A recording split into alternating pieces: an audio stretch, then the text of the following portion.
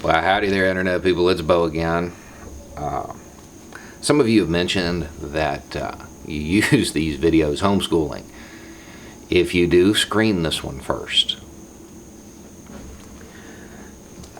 Okay, so I've been trying to catch up on messages and emails.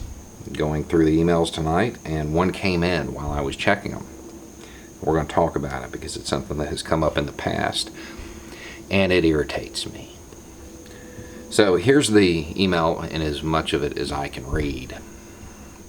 The wholesome Bo of the fifth column spends his nights tweeting a blanking lady of the evening, not his term.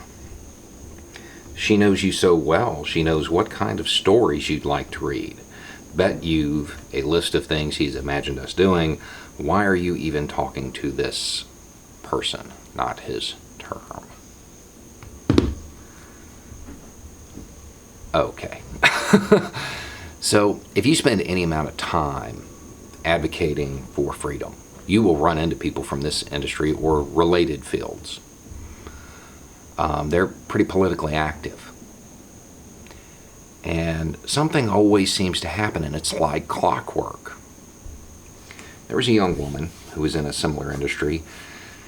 She was at every street action that happened north of D.C. in the northeastern United States.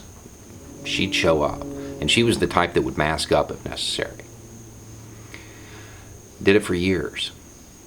Then one day, she picked up a megaphone, and she spoke. Within 10 minutes. Do you know what she used to do? No, and I don't care. Just like the woman referenced in this email, I didn't know what she did. I don't care. That's not how I know her. I know her as an immigrant rights advocate. That's why she knows what kind of stories I would like. And that's why she was tweeting me about the Marines that got busted smuggling. That's probably more important than her past. The fact that active duty members are violating the Commander-in-Chief's prime policy en masse. They busted more than a dozen of them, and those are just the ones they caught. That's probably more important than what this woman does for a living. But that's the way it always works. As soon as they find their voice, as soon as they start to speak out, that's when it comes up. It's okay for them to be around, but when they start to talk and have an opinion and show themselves as a person, that's when it becomes an issue. You see this to a lesser degree in other industries. You see it in sports. Just shut up and play ball, right? They become an item of entertainment rather than a person. That's pretty dangerous for people in their field. When you become objectified to the point that you're not a person, that's how violence happens to them.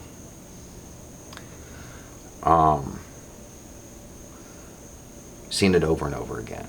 I know maybe a dozen people in this or similar industries have been asked about my relationships with them more than 100 times, easy. It is no secret that I am friends with hundreds of current or former military contractors. No matter how you church that job up, you're ready to kill for money. That's the job. I have never been asked in an accusatory tone or a hushed whisper about my relationships with them. That's the state of the United States. It's okay to be friends with a professional killer. It's not okay to be friends with a professional lover, I guess.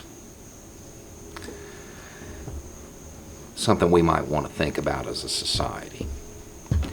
Anyway, it's just a thought. Y'all have a good night.